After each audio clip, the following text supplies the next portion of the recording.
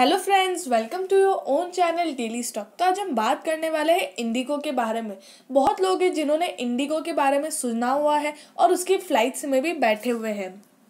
आगे बढ़ने से पहले अगर आपने हमारे चैनल को सब्सक्राइब नहीं किया हो तो आप हमारे चैनल को सब्सक्राइब ज़रूर कर दीजिएगा। अब हम कंपनी के बारे में बात करेंगे कि कंपनी किस में एंगेज्ड है, क्या काम करती है, तो और कंपनी का पूरा नाम क्या है। तो कंपनी का पूरा नाम है इंटरग्लोब एविएशन लिमिटेड, जहाँ पे इसका मेन काम किस में एंगेज्ड है, पैसेंजर सर्विस प्रोवाइड करने में, जहाँ पर ये एयर ट्रांसपोर्ट सर्विसेज प्रोवाइड करती है और उसमें भी ये डोमेस्टिक और इंटरनेशनल फ़्लाइट्स दोनों प्रोवाइड करती है। और कंपनी को हम इंडिगो के नाम से जाने जाते हैं और उसका फुल फॉर्म मेन नाम क्या है, इंटरग्लोब एविएशन लिमिटेड। कंपनी के डेटा के बारे में बात करें तो उसका मार्केट कैपिटलाइजेशन है 62,444.83 करोड़ का है, जहाँ पे ये लार्ज कैप कंपनी है।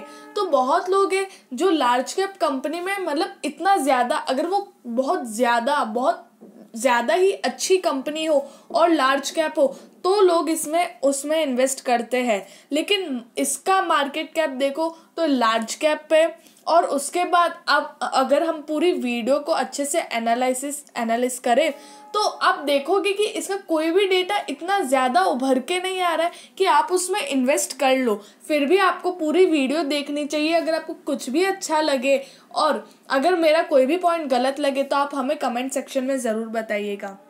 इंडस्ट्री का पी जहाँ पे देखो तो 19.02 और इसका पी, ये इंडस्ट्री का पी दिया हुआ है और इसका पी नहीं दिया हुआ है, मतलब ये लॉस मेकिंग कंपनी है। और अगर बुक वैल्यू देखो तो 151.93 रुपीज़, जहाँ पे इसका बुक प्राइस है 10.72। तो अगर आप बुक वैल्यू को 10.72 टाइम्स करोगे तो अभी का इसका मार्केट शेयर प्राइस आएगा। हाँ, तो अब हम बात करेंगे एक फाइनेंशियल ट्रेंड के बारे में, जहाँ पे ये आपको ऊपर से बता देगा। तो रेवेन्यू आप देखोगे तो हर साल इंक्रीमेंट में है।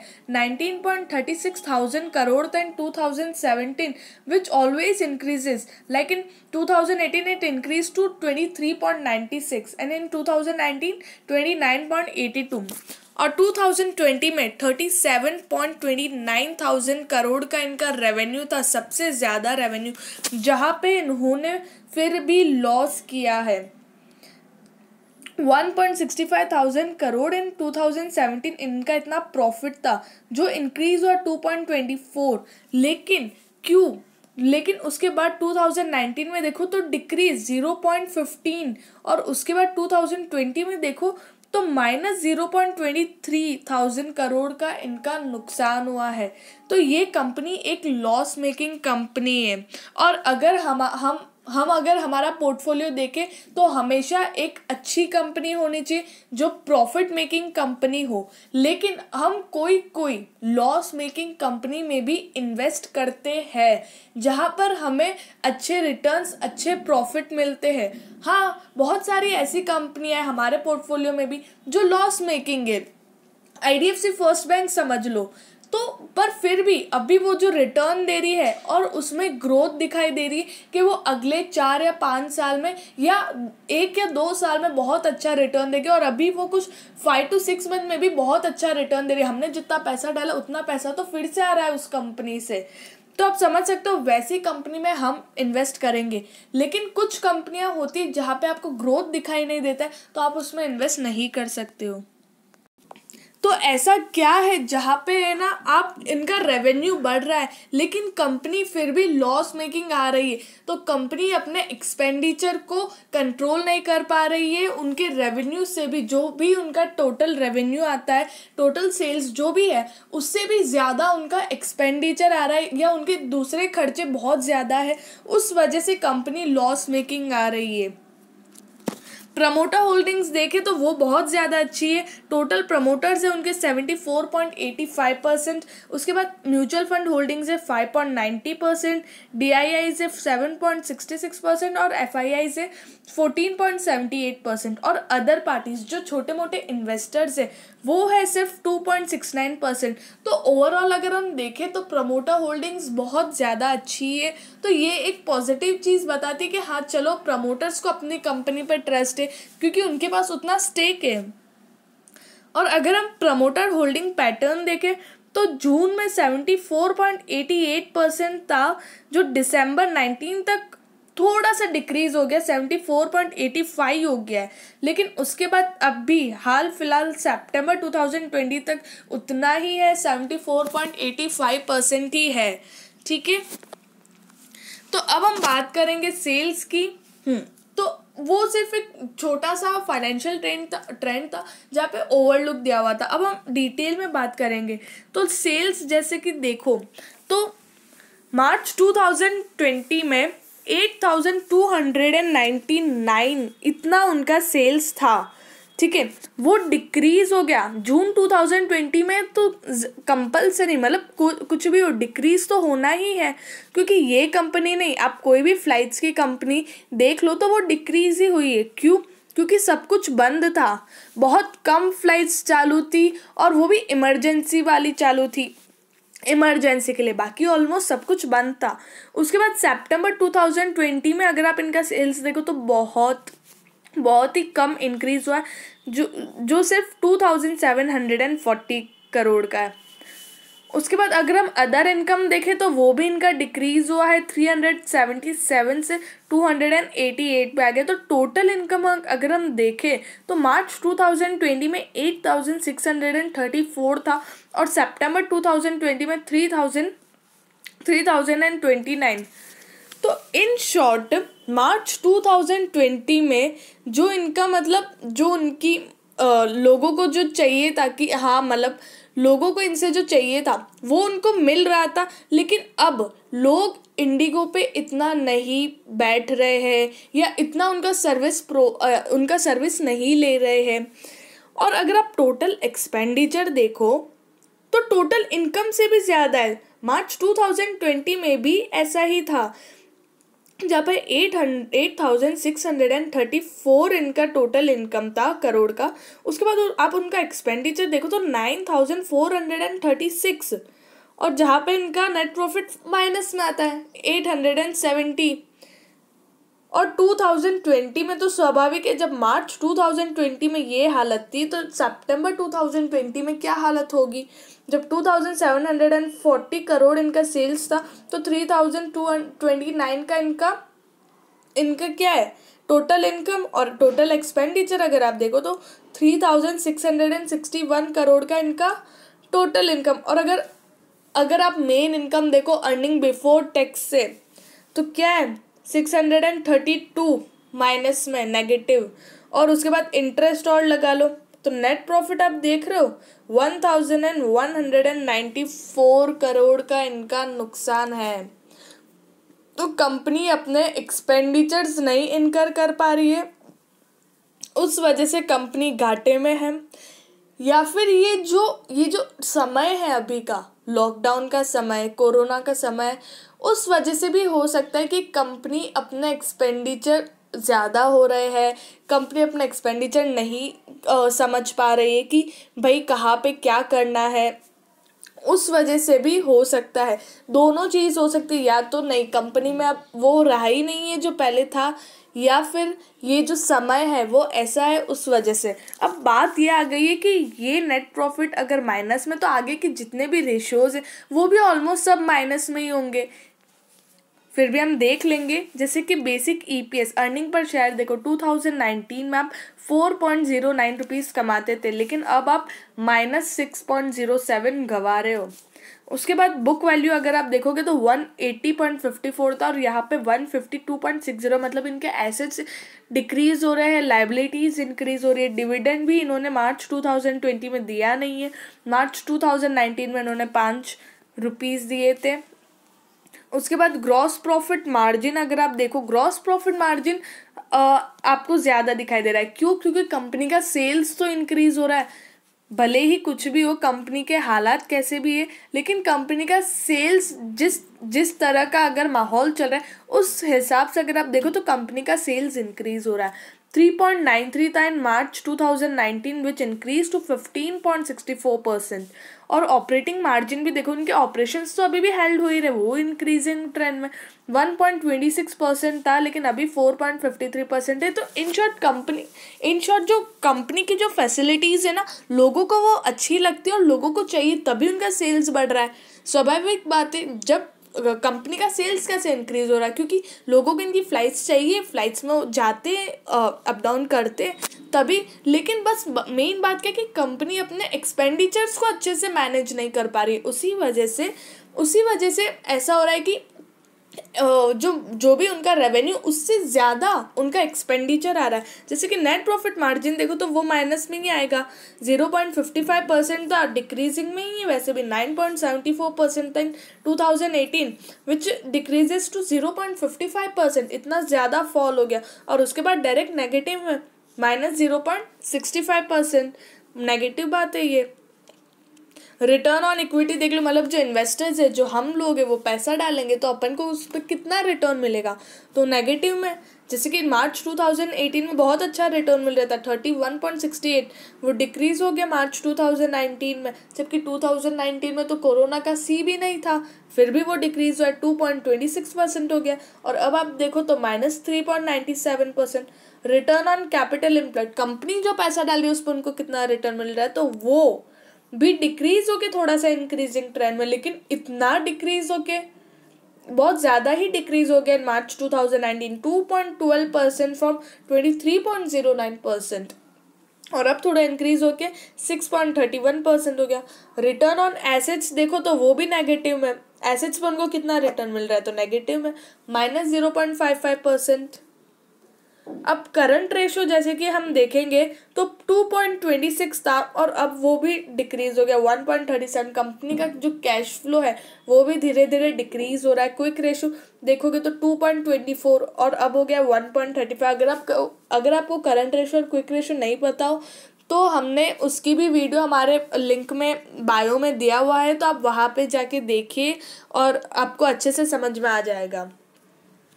डेट टू इक्विटी देखो तो कंपनी का अगर डेट देखो तो वो डिक्रीज हो रहा है, 0.32 था और अब 0.06 हो गया है।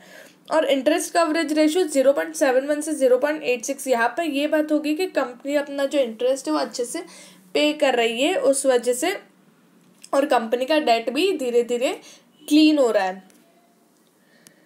सेल्स कंपनी का आप देखो तो बहुत नीचे गिर गया है, 2954.44 था, 4% सेल्स था, जो मार्च 2020 में 24.38% पे आ गया। बहुत ही गंदी गिरावट है सेल्स में। और नेट प्रॉफिट तो चलो माइनस में ही आ गया है, 439.76% था 2018 में, 1208.88% अगर आप एवरेज निकालो 3 साल का, वो डिक्रीज हुआ और अब नेगेटिव में 47.97% पे आ गया है। तो यहाँ पे जो मेन की पॉइंट्स है हम उसके बारे में बात कर लेंगे कि 20 मेगा एयरलाइंस है ग्लोबली, जहाँ पर इसका मतलब टॉप 20 मेगा एयरलाइंस में से भी इसका इंडिगो का नंबर आता है। उसके बाद लो कॉस्ट एयरलाइन है, मतलब बहुत, अगर आपको जाना हो तो बहुत चीप है इंडिगो। अगर आप कंपेयर करो दूसरों से तो इंडिगो बहुत चीप है, जहाँ पे 10 साल से ये मतलब वैसी ही उनकी प्राइस है, मतलब कंपैरिजन में अगर आप देखो तो चीप है। उसके बाद जो बेस्ट डोमेस्टिक एयरलाइन है, FICCI ने भी इसको अवार्ड दिया हुआ है, FICCI ट्रैवल एंड टूरिज्म ने एक्सीलेंस अवार्ड दिया हुआ है क्योंकि बेस्ट डोमेस्टिक एयरलाइन है। उसके बाद अगर हम टोटल कैश बैलेंस देखें मार्च 31, 2020 का, तो वो 204 बिलियन था। उसके बाद न्यू डेस्टिनेशंस 18 उन्होंने और बनाए और क्रिएट हुए हैं, added during this year 18 new destinations. 13.6% इनका कंपाउंड एनुअली ग्रोथ रेट है। डोमेस्टिक, अगर आप डोमेस्टिक डिमांड जो भी है, अगर आप डोमेस्टिक डिमांड का देखो तो 13.6% इनका CAGR, और share of travel and tourism in India's GDP। लेकिन अगर आप 2018 में देखो, आप ये भी देखना 2018 के हिसाब से अगर आप इसका शेयर देखो तो 10.4% था, जब इसका सेल्स भी बहुत ज़्यादा था। लेकिन अब उसका डेटा अवेलेबल नहीं है और अब तो बहुत ज़्यादा इसका जो परसेंटेज है वो भी गिर गया होगा, क्योंकि इसका सेल्स इतना कम हो गया है। अब हम बात करेंगे कि 1650 प्लस इसके डेली डिपार्चर्स है, जहाँ पर इसके मतलब पैसेंजर्स कितने सर्व होते ड्यूरिंग द ईयर 75,25,960। इन्होंने को ब्रांड क्रेडिट कार्ड भी लॉन्च किया है का चिंग करके, जहाँ पे जो भी फ़्लाइट के ऑफर्स होते हैं और बेनिफिट्स होते हैं जो मेंबर्स के लिए वो अवेलेबल होते हैं। उसके बाद इन्होंने बहुत सारे मतलब बहुत सारे नहीं लेकिन मोबाइल ऐप भी मतलब क्या बोलते इन्होंने बनवाई है, जहाँ पे आप इजीली सब कुछ कर सको। और बेस्ट लो कॉस्ट एयरलाइन है, जहाँ पे सेंट्रल एशियन इंडिया मतलब अभी जो मैंने बात की थी 2019 में इनको अवार्ड मिला था for the 10th consecutive time, मतलब हर साल इनको मिल रहा है। उसके बाद बेस्ट डोमेस्टिक एयरलाइन है, वो FICCI ने इनको अवार्ड दिया है। उसके बाद 10 न्यू डोमेस्टिक, जहाँ पे 18 हमने टोटल बात की थी और यहाँ पे 18 न्यू डोमेस्टिक और 8 न्यू इंटरनेशनल डेस्टिनेशन ऐड हुए हैं इंडिगो के अंदर। अब हम कंट्री के लिए मतलब इन्होंने ओवरऑल बात कर ले तो यहाँ पे 170 cargo flights during the 2 months of non operating carrying 1110 ton of cargo including essential and medical supplies. जब ये 2 महीने में बंद था तब इनकी फ्लाइट्स ने क्या क्या किया है, तो इन्होंने इतना टन ऑफ कार्गो, इन्होंने मेडिकल सप्लाईज ये सब इन्होंने किया है। उसके बाद operated more than 200 repatriation flights serving around 45,000 passengers till June 2020। मतलब इन्होंने 290 फ्लाइट्स को ऐसे मतलब ऑपरेट किया है जहाँ पे 45,000 पैसेंजर्स को। इसका मीनिंग क्या होता है कि मतलब जो बाहर और कहीं भी फंसे हुए इंडिया के पैसेंजर्स है या कहीं के भी पैसेंजर्स है उन्हें अपनी जगह फिर से लेके आना, तो 45,000 पैसेंजर्स को ये लेकर आए हैं। उसके बाद इनका जो फ्लीट साइज़ है वो विच इंक्रीज हो गया 262 एयरक्राफ्ट में और 45 नेट एयरक्राफ्ट इनके ये ईयर में इंक्रीज हुए हैं। और flying to over 55 tier 2 and tier 3 cities with 15 new उनके नए रूट से added under the Udan scheme during this year. तो अब ये कंपनी का जो मेन मतलब क्या शेयर प्राइस है तो उसके बारे में बात कर ले तो अभी है 1898 रुपीज़ का इसका शेयर, इसका हाई था, ठीक है, और लो था इसका 691 का, और अभी ये कुछ चल रहा है 1650 के लगभग, ठीक है, 1650 के लगभग चल रहा है। तो अभी क्या आप इसमें इन्वेस्ट करोगे? तो सब लोगों का आंसर होगा कि हम इसमें नहीं इन्वेस्ट करेंगे। हम क्यों इसमें इन्वेस्ट करें? सीधी बात है कि यार कंपनी लॉस मेकिंग है और 1650 का इसका शेयर प्राइस है, तो इसमें इन्वेस्ट करना यार जमेगा कि नहीं जमेगा? तो सीधी बात है, देखो कंपनी लॉस मेकिंग तो है, कंपनी बस अपने एक्सपेंडिचर को अच्छे से नहीं मैनेज कर पा रही। बाकी अगर आप की पॉइंट्स देखो तो कंपनी ने बहुत कुछ किया है अभी के लिए, बहुत ज़्यादा किया है। हाँ, लॉस मेकिंग होने के बाद भी, और क्योंकि ऑब्वियसली नहीं होंगे उनके एक्सपेंडिचर इंक्रीज होंगे जब ये सब काम करेगी तो इसमें अब बात क्या है कि ना कंपनी में हम कैसे इन्वेस्ट करें।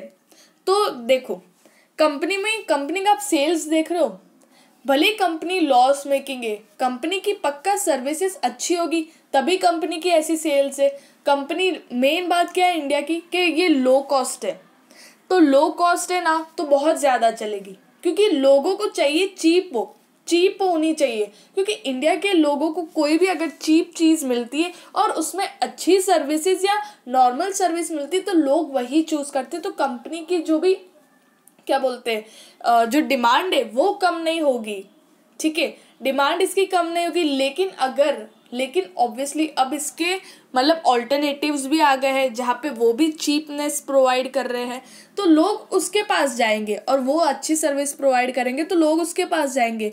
लेकिन इंडिगो इतनी पुरानी पुरानी वो है, तो लोग अब देखो, अब जो लोग को है ना पसंद आ गई ना कि नहीं हम इसी में जाएंगे, तो वो अपने चेंज नहीं करेंगे कि नहीं यार हम उसी में जाएंगे।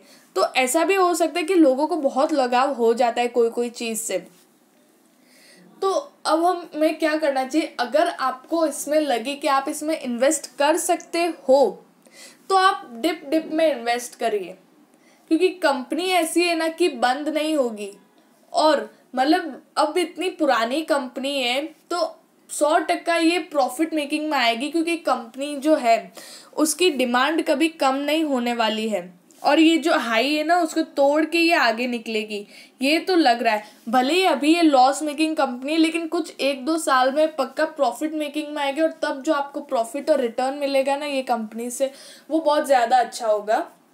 तो अगर आप इसमें इन्वेस्ट करते हो तो आप हमें कमेंट सेक्शन में ज़रूर बताएगा, और अगर आपको वीडियो अच्छी लगी हो तो please like and share and subscribe our channel.